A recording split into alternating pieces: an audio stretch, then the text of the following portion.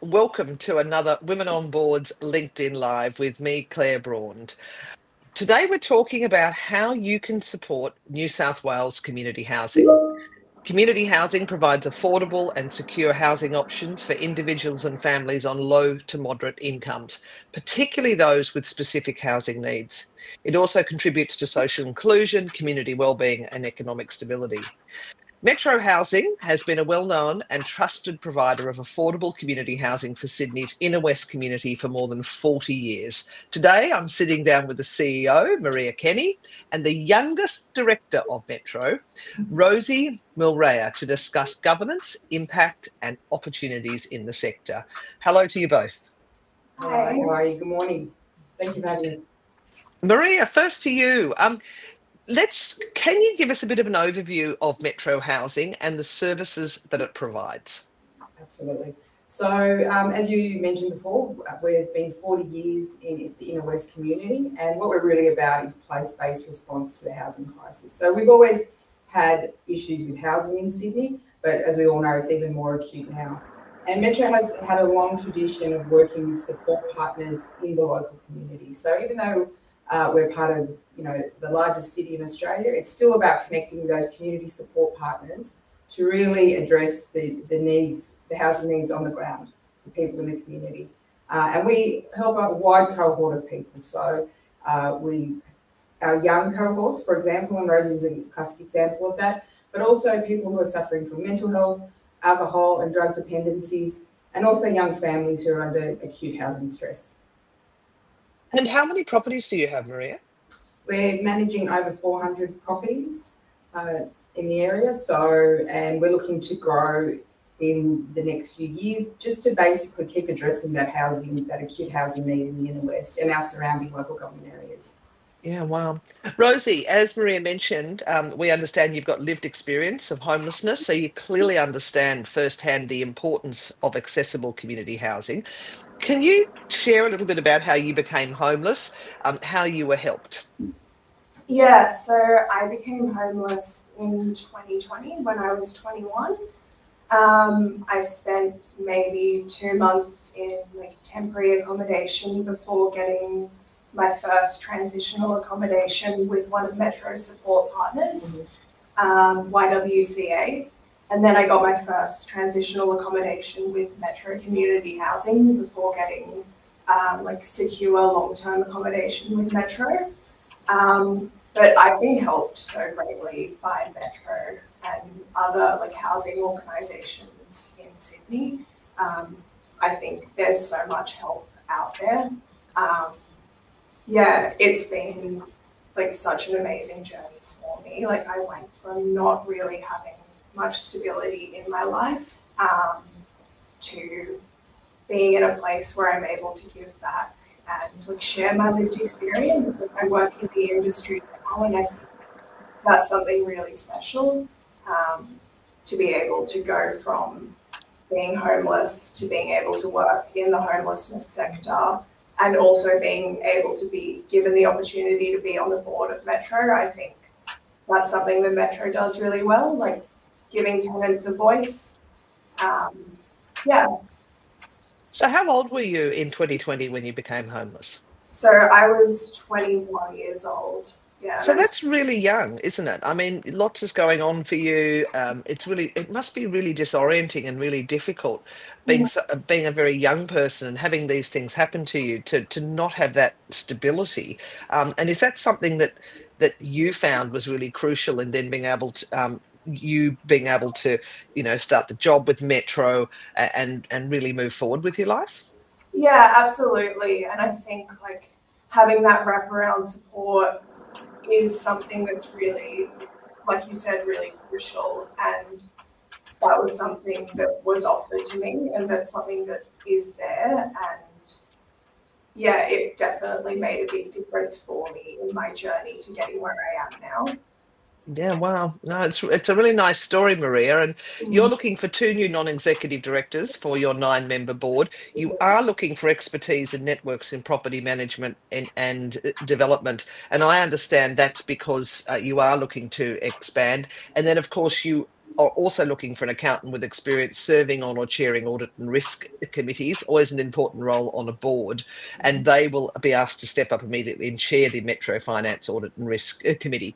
So obviously I can understand why you're looking for a accountant, but do you do a skills-based board? Have you looked at a skills audit for what you really need and identified these as those two critical areas? Yeah, look, absolutely. So what we've done is we've gone through, so we right now have 8 board members and we can go up to 10.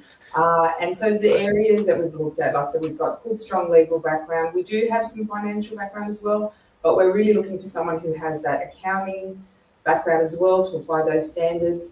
And really what it is now about is doing more with less, but still doing it within a effective corporate governance framework. So as many will probably realise, most of our funding does come from government sources. And really what we want to do is maximise, through people's different skills, how we use that money. So, and to be able to house people effectively.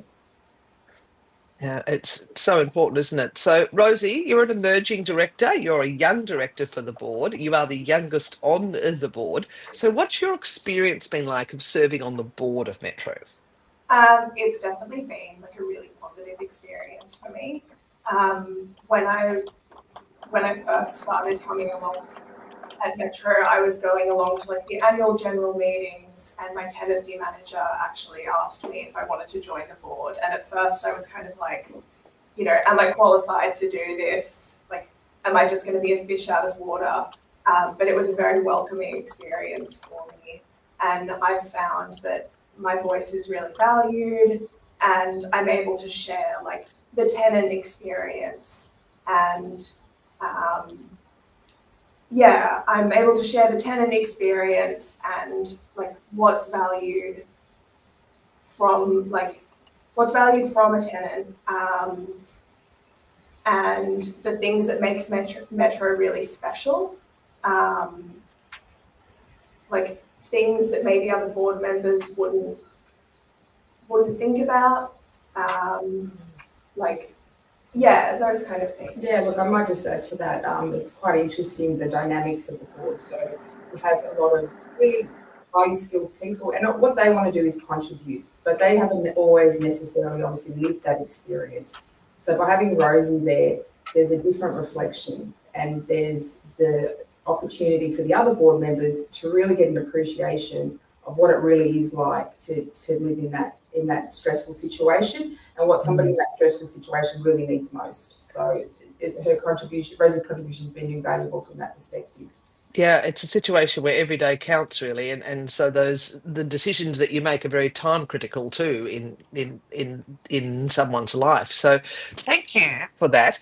Do you recommend that other young people serve on community-based boards? Absolutely, if they have the chance to, absolutely. And I think like a young person's voice isn't necessarily, like, you might not think that your voice matters or that kind of thing.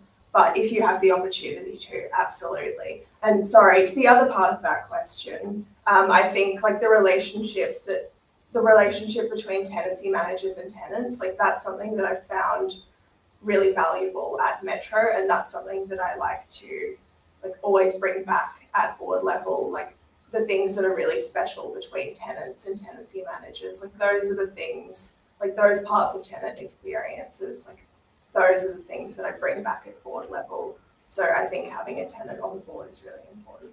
But yes, I would say that young people should join boards. Mylrea, the housing sector, as we know, is in real crisis, and we hear it on a daily basis through our news.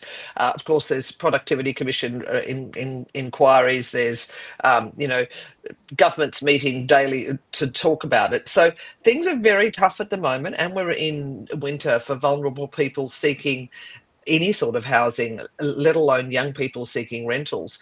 What could board members who join Metro Housing be contributing to the wider community by considering joining your organisation?